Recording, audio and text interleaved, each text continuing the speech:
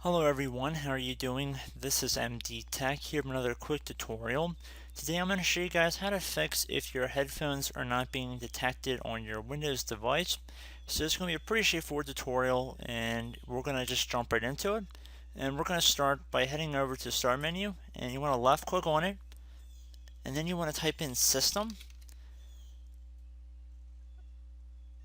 The best match that comes up should say About Your PC right underneath System Settings.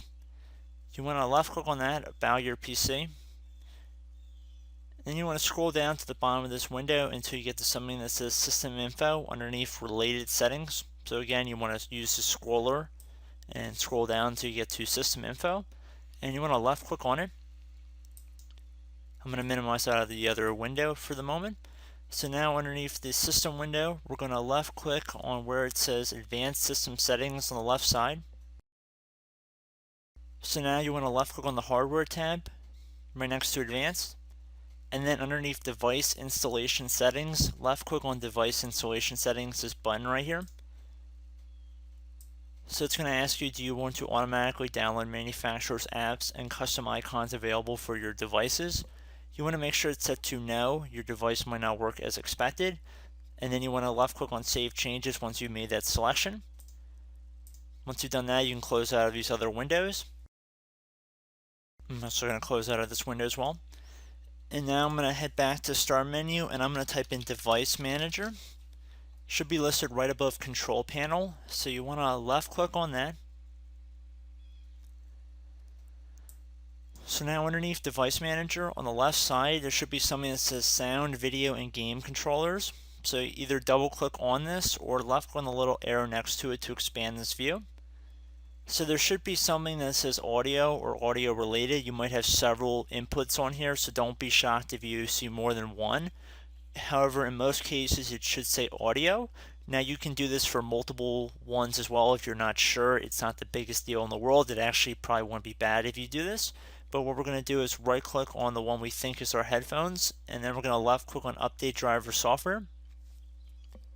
You want to search automatically for updated driver software.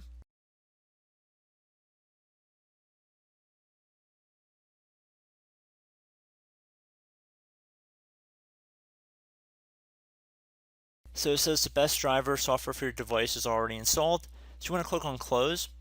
And then at this point, whatever device you're having problems with, whether it be speakers or your headset or whatever device is inputting and outputting audio that you're having the issues with, I'd recommend Googling the driver software from the manufacturer's website and then manually download it and install it by right-clicking on the driver again, left-clicking on Update Driver Software, and then you would browse My Computer for driver software to manually update it. Some manufacturers, like a lot of graphics card drivers like NVIDIA, AMD, and so forth, what they'll actually do is have automatic download utilities you can download from online. If you can find one of those, I'd recommend you do it. And if you're curious as to know what version of the driver you're running, so if you're comparing the two versions, if you right clicked on the driver software in the Device Manager and then you left click on Properties and then you went up to the Driver tab, it would tell you the driver version that you're running right here, so you could compare with the one you find online. As a good rule of thumb, I'd always recommend finding the one online and then just update over it. However, if you're still experiencing a problem, if you've updated the driver for a long period of time and you might have had this on your computer, there's a good chance that this rollback driver button will not be grayed out, meaning that there have been several updates to that driver. What I would recommend doing at that point is if you do not have this option grayed out, meaning if you have the ability to select this rollback driver button, I'd recommend you roll back the driver to a previous state. You're likely going to be prompted if you want to restart your computer. I'd recommend you do that and then go online and manually try and download the driver software again or automatically install it depending upon the software manufacturer. Again, some do, some don't. A good rule of thumb is I always like to run the automatic utilities if I can. Try not to download some fishy third-party application. I really would recommend against that. But anyway, I don't really want to ramble on too much of this video. I do hope one of the methods I went over works for you and helps resolve your problem. And as always, thank you for watching, and I will catch you in the next tutorial. Goodbye.